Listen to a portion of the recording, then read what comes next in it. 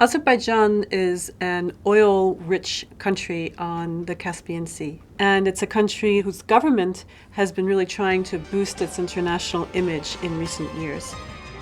Azerbaijan, European charm of the Orient. The problem is that at the same time as Azerbaijan is seeking a greater role for itself in the international arena, it's failing in its international human rights obligations.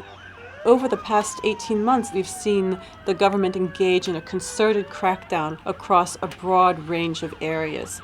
The municipal authorities in Baku, the capital, have not allowed a pro-opposition political demonstration in the center of the city since 2006. When people do organize unsanctioned but still very peaceful demonstrations, they are almost always busted up by the police. And what's new is that the police started using water cannons against peaceful protesters. We have documented 39 incidents where journalists and human rights activists, and especially political activists, have been harassed and threatened and arrested, and in many cases have been charged with serious crimes and are facing long prison sentences.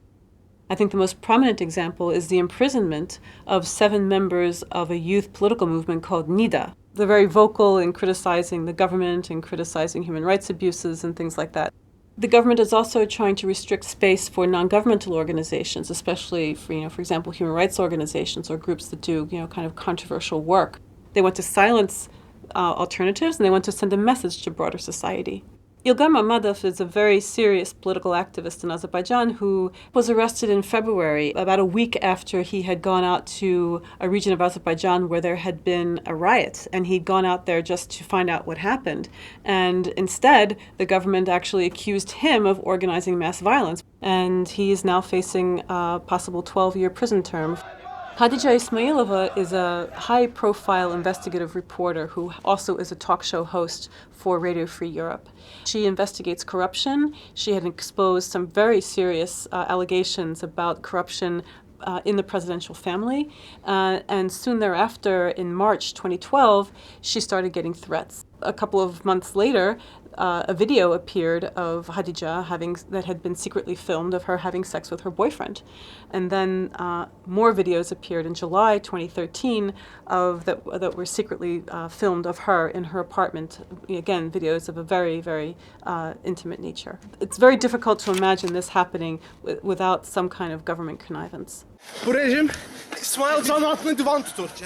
The government is very, very anxious. I think they look around and they saw the Arab Spring uprisings, and I think that made them extremely anxious to make sure that there wouldn't be anything like that in Azerbaijan. And at the same time, the crackdown has intensified and gathered speed as we get closer to the October presidential election. Well, the first thing that the government of Azerbaijan should do is to immediately release the people who have been arrested for blatantly politically motivated reasons. Second, it has to conduct credible, effective investigations into very credible allegations of beatings and other mistreatment in custody. And third, it has to revise legislation relating to freedom of assembly and freedom of association to bring it into line with international standards.